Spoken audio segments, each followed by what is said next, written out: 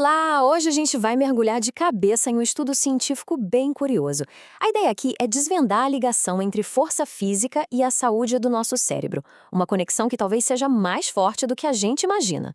Então, a pergunta é essa. Puxar ferro na academia define o músculo, isso a gente já sabe. Mas e o cérebro?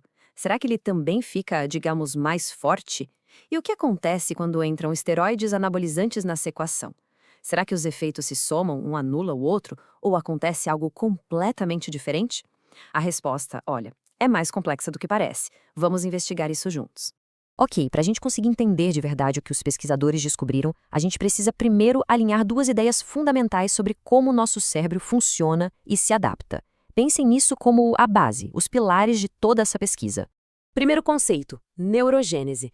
Sabe aquela ideia antiga de que a gente nasce com um número de neurônios e só vai perdendo? Pois é, ela já caiu por terra. O cérebro adulto não é estático, ele pode sim criar novas células, e esse processo se chama neurogênese. Isso é simplesmente crucial para a nossa capacidade de aprender coisas novas e de guardar memórias.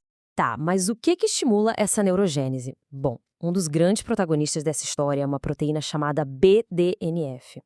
A analogia do adubo para o cérebro é perfeita. É como se o BDNF nutrisse os neurônios, ajudando eles a crescer, a sobreviver e a formar novas conexões.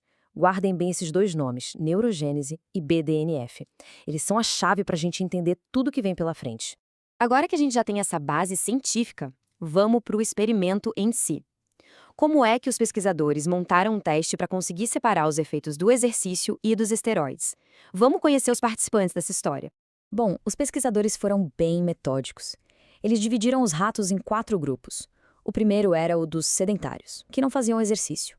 O segundo, dos levantadores naturais, que faziam um treinamento de resistência. O terceiro grupo era dos sedentários, que recebiam esteroides. E, por fim, o quarto grupo, que eram os levantadores, que também recebiam esteroides.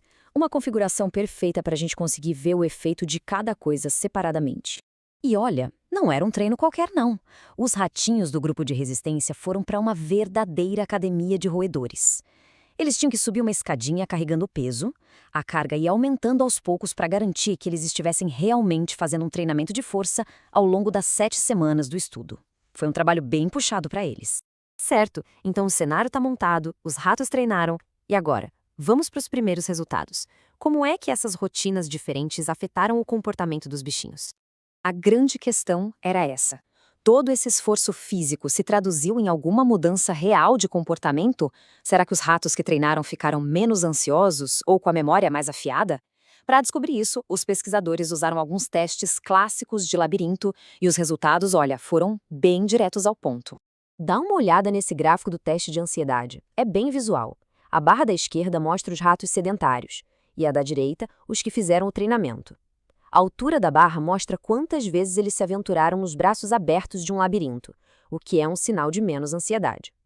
Como a gente pode ver, o grupo que treinou foi bem mais corajoso. Um forte indício de que o exercício físico reduziu os níveis de ansiedade deles. E a memória? A história foi bem parecida. Aqui a gente vê a comparação direta. Os ratos que treinaram, à esquerda, acharam a saída de um labirinto espacial bem mais rápido. Já os colegas sedentários, à direita, demoraram mais. Isso aponta para uma melhora bem clara na memória e na capacidade de aprendizado espacial causada pelo exercício. E aqui vem um ponto-chave. Enquanto o exercício teve esses efeitos claros e positivos no comportamento, os esteroides, sozinhos, não mostraram nenhum impacto que desse para medir, nem na ansiedade, nem na memória. Interessante, né? Bom, o comportamento é uma parte da história, mas o que será que estava acontecendo de fato lá dentro do cérebro? Os pesquisadores foram além e deram uma espiada no nível celular. Essa citação, tirada direto do estudo, resume a principal descoberta biológica. Prestem atenção em 2 palavras, independentemente e sem efeitos aditivos. O que isso quer dizer? Que tanto o exercício quanto os esteroides fizeram crescer novos neurônios, mas cada um agiu por conta própria e um não somou ao outro. E esse gráfico aqui ilustra exatamente isso. A primeira barra dos ratos sedentários é nosso ponto de partida. Agora, olha como a segunda barra do treinamento de resistência é bem mais alta. Isso mostra mais neurônios novos. A terceira barra, só com esteroides, também está mais alta. Mas a grande sacada é que combinar os dois não fez essa barra subir ainda mais. O efeito não foi aditivo. Então, qual foi o mecanismo por trás disso? Lembra do nosso adubo cerebral, o BDNF? Parece que a resposta está aí. Tanto o exercício quanto os esteroides, cada um pelo seu caminho, aumentaram os níveis dessa proteína no cérebro. E foi esse aumento do BDNF que, muito provavelmente, deu o empurrão para o crescimento de novos neurônios nos dois grupos. Ok, a gente já olhou o comportamento, já olhou a biologia, agora é hora de juntar todas as peças e chegar a uma conclusão clara do que esse estudo realmente nos diz. Então, para resumir de vez, primeiro, o treinamento de resistência foi o grande campeão aqui. Ele melhorou tanto o comportamento, menos ansiedade, mais memória, quanto a biologia do cérebro. Segundo, os esteroides também tiveram um efeito biológico, aumentando o número de neurônios novos. Só que, e esse é o pulo do gato, isso não se refletiu em nenhuma melhora de comportamento.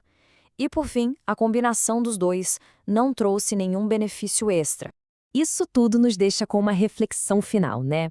Se o treinamento de força pode ter um impacto tão profundo no cérebro, isso só reforça o quão poderosa essa conexão entre mente e músculo. A pergunta que fica no ar é: que outros segredos para a saúde do nosso cérebro podem estar escondidos nos nossos músculos, só esperando a gente descobrir?